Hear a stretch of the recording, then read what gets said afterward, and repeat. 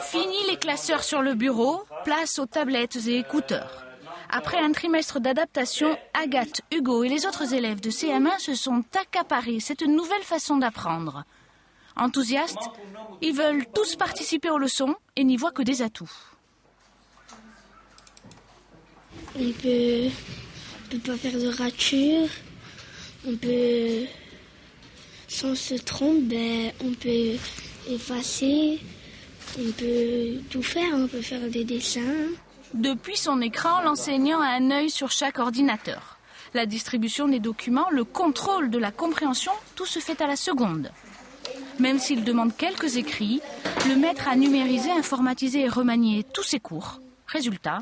Dès qu'ils sont face à l'ordinateur, en général, ils sont très, très calmes.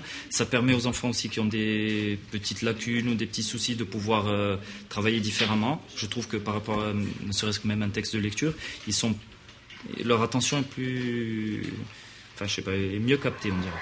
Trop tôt pour savoir si les nouvelles technologies feront reculer le taux de décrochage et garantiront une meilleure réussite scolaire.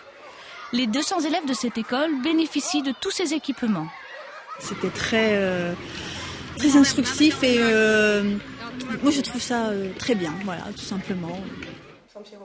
Mais dans les 10 classes, seul le tableau numérique fait vraiment l'unanimité grâce à toutes ces options.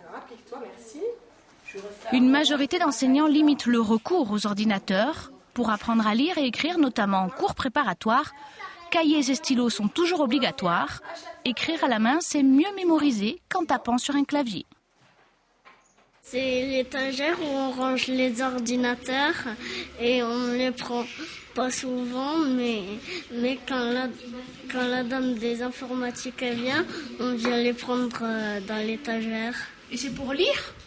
Non, c'est pour apprendre des boutons et des choses dessus.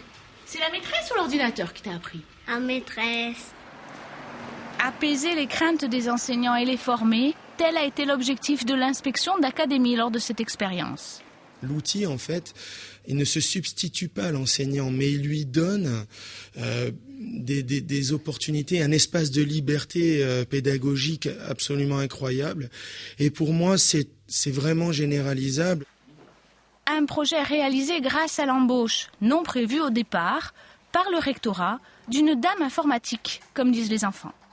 Je suis là déjà pour tous les dépannages parce qu'il y a énormément de matériel, c'est des technologies un peu particulières.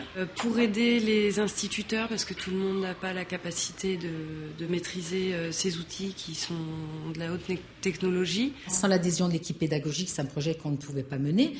Financièrement, c'est un projet autour des 500 000 € avec une participation du Conseil général, de la mairie et de l'État-région. Voilà. Un écran tactile et plus aucun élève n'a peur de passer au tableau. L'impact sur la motivation est vérifiable, mais dans les classes très chargées, à une trentaine d'élèves, difficile d'imaginer que la concentration serait aussi facile à obtenir.